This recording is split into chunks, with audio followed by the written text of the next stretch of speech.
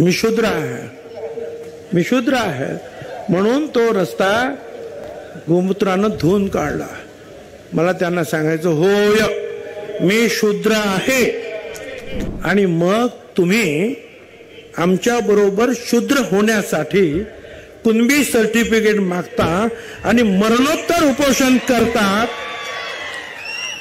वारे वा चोंग्यानो, हा आम्ही शूद्र ना, मग कशाला आमच्यामध्ये येत रे?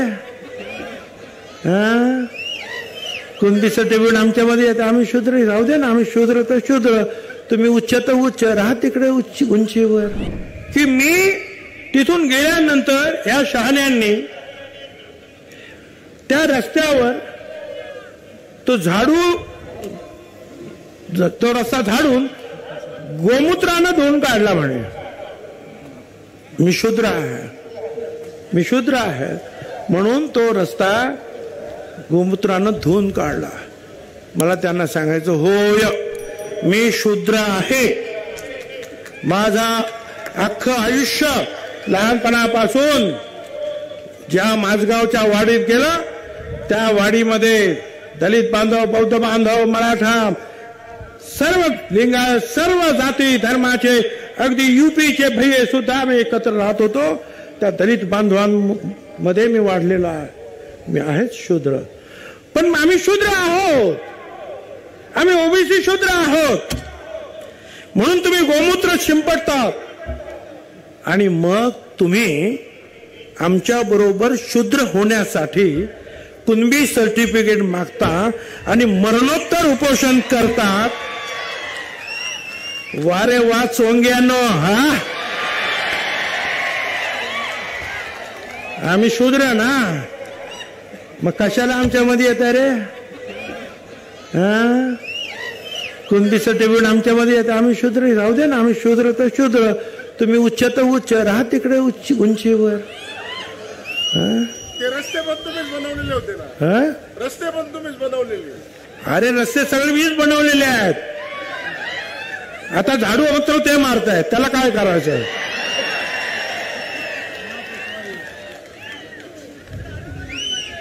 आणि आता कुणबी त्या सर्टिफिकेट परत सांगताना काय सांगतात?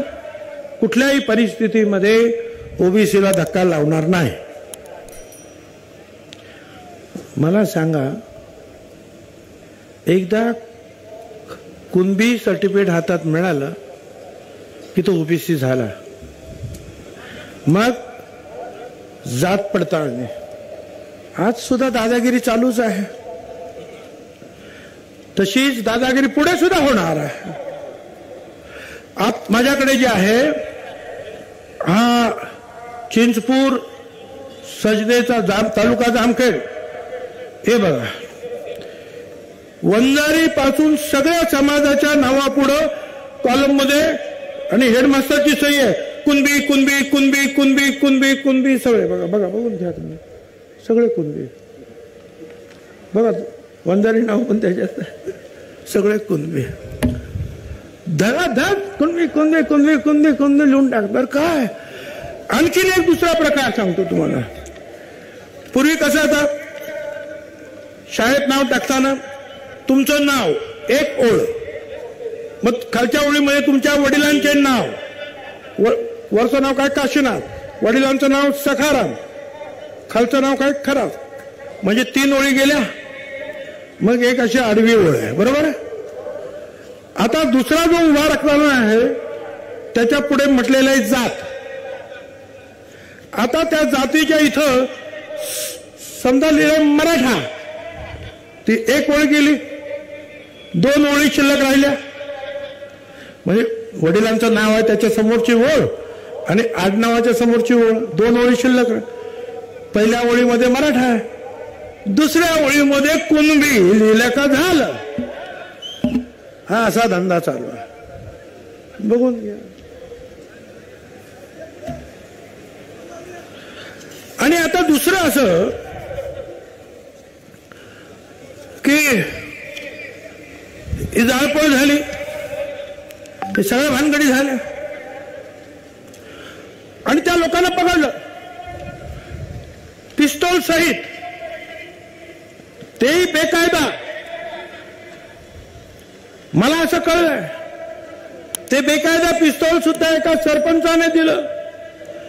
तो सरपंच कुणाचा आहे आता त्या मतदारसंघातल्या लोकांना माहिती, मला माहिती आहे, पण मी आज बोलत नाही. तो सरपंच कालपासून गुल. आता त्याची चौकशी चालू. हा जरंगे म्हणतो त्या कशाला पकड, आमच्या लेकरांनाच पकडत्या. अरे वा रे वा, तुझी लेकरं जे आहे पिस्तॉल घेऊन फिरून राहिली, तुझी लेकरं आग लावून राहिली, तुझी लेकरं पोलिसांना मारून राहिली. वा रे वा तुझी लेकरं. हा, असं काम करायचं असेल तर हिम्मत सुद्धा ठेवली पाहिजे सजा भोगण्याची. मग म्हणायचं नाही सोडा सोडा सोडा. सगळे ना दादागिरी. 24 डिसेंबर नंतर बघतो सरकारला. मी तर माझ्या 57 वर्ष झाली माझ्या या राजकीय आयुष्याला, पहिल्यांदा सरकारला असं 24 डिसेंबर. मग बघतो भुजबळला पण बघतो, सरकारला पण बघतो. बघा आता काय होत आहे. अरे काय नाही, आम्ही आपलं ऐकून घेतोय, सरकार आपलं ऐकून घेतो. वा रे वा सर. अरे काय चाललंय काय. पिस्तॉल घेऊन त्याचे लोक फिरतात, दादागिरी करतात, वाटेल ते बोलतात आणि आपण गप्प बसतो. मला आपल्याला सांगायचं आहे, तुम्हाला कुणालाही गप्प बसता येणार नाही. एक लक्षात ठेवा, मिल जाओगे तुम मिट्टी में, मिल जाओगे तुम मिट्टी में, जो अब भी हिम्मत हार गए. हिम्मत जर हरलात तो माती मोल व्हाल. पहुंचोगे पहुंचोगे दूर ऊंचाई पर, अगर इस डर को मार डालोगे. तुम्ही जर घाबरलात तर माती मोल व्हाल. तू या घाबरण्यालाच मारलं, या भीतीलाच मारलं तर एका उंचीवर तुम्ही समाजाला घेऊन जा. म्हणून तुम्हाला हिमतीनं काम करावं लागेल, सगळ्यांना बरोबर घ्यावं लागेल. प्रकाशभाई आंबेडकरांचा सुद्धा आम्ही आभारी आहोत. त्यांनी सुद्धा सांगितलं की नाही, दोघांची ओबीसीचं ताट वेगळं पाहिजे, त्यांचं ताट वेगळं पाहिजे. ते असतील, पवार साहेब असतील, आणखीन कोणी असतील, राजकारणात वेगवेगळे पुढारी गप्पाचे बसले. त्यांना मला सांगायचं आहे, तुमचा राग भुजबळवर असू शकतो, पण तुमचा राग ओबीसीवर असता कामा नये. आज प्रश्न ओबीसीचा आहे. माझ्या राजकारणामुळे तुमचे राग असतील माझ्यावर, तो राग माझ्यावर काढा, ओबीसीवर तो राग काढू नका. आणि सगळ्यांनी जे आहे, सर्व पक्षाच्या नेत्यांनी या ओबीसीच्या आरक्षणासाठी पुढे आलं पाहिजे. आणि तुम्ही म्हणता ना आम्ही आरक्षण दिलं, आम्ही मंडळची लढाई लढलो, मग हे आरक्षण वाचवण्यासाठी तुम्हालाच यायला पाहिजे. पण तुम्हीच म्हणाला, आणि ते खरे, तुम्ही मंडळची लढाई लढला. त्यावेळेस जनार्दन पाटील होते, दिबा पाटील होती, सगळी मंडळी होती, त्यांच्याबरोबर प्रकाशभाई पण होते. लढले ना तुम्ही, मग वाचवण्यासाठी सुद्धा तुम्हाला यायला पाहिजे. प्रकाशभाई, आमची तुम्हाला विनंती आहे, राग काढण्याची ही वेळ नाही. दुसरा कागद होता माझा, आणखीन एक होता बघा. मी आता दिला तुम्हाला. आता काही गोष्टी, एक तर जे आहे की कुठल्याही परिस्थितीमध्ये जनगणना जी आहे ती झाली पाहिजे. हे सगळेच म्हणतात जनगणना झाली पाहिजे, जनगणना झाली पाहिजे. मग प्रॉब्लेम काय आहे, तर करा ना जनगणना, होऊन जाईल ना. कोण कुठे आहेत, कोण कुठे आहेत ते समजेल ना. जनगणना करायची तर करा जनगणना, काय. परंतु जे आहे तुम्ही जनगणना करणार नाही आणि तुम्ही म्हणणार आम्ही एवढेच आहे, आम्ही तेवढेच आहोत, हे असं चालणार नाही. जर बिहार करू शकतो तर तुम्ही का करू शकत नाही.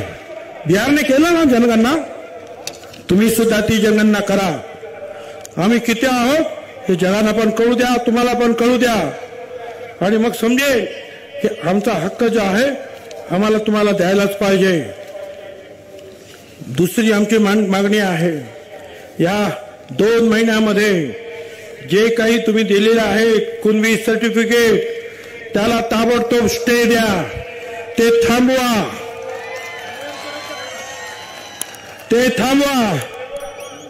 शिंदे जे आहेत न्यायमूर्ती त्यांचं काम हे नाही आहे, त्याच्यासाठी वेगळे लोक आहेत. शिंदे जातात प्रत्येक शहरामध्ये आणि लोकांना घेऊन बसतात आणि असं करा आणि तसं करा.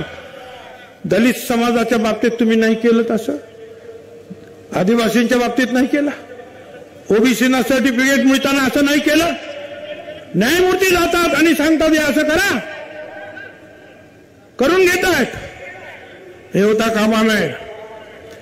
ओबीसीचा जो रिक्त अनुशेष आहे नोकऱ्यांचा तो आमचा ताबडतोब भरला पाहिजे. आणि ह्या जर मागण्या तुम्ही जर गप्प बसे, होय मराठा आरक्षण वेगळं द्या, त्याला आमचा विरोध नाही, वेगळं द्या. आमच्या ओबीसीच्या मध्ये ते आरक्षण तुम्ही देता कामा नये. त्याच्यामुळे सगळा ओबीसी समाज संपल्याशिवाय राहणार नाही. आज कोणीतरी डॉक्टर, इंजिनियर होतो, एखादा ग्रामपंचायत, पंचायत समिती सरपंच होतो, उद्या काहीच होणार नाही. पण एक लक्षात ठेवा, हे जर कोणी ऐकू कोणाला जर गेलं नाही आणि आपल्याला न्याय मिळाला नाही तर मगाशी जे तुम्ही सांगितलं ना पडळकरांनी, अशा हिमतीनं उभं राहावं लागेल. सरफरोशी की तमन्ना आज हमारे दिल में है, देखना है जोर कितना बाजुए कातिल में है. धन्यवाद. जय हिंद, जय महाराष्ट्र, जय भीम.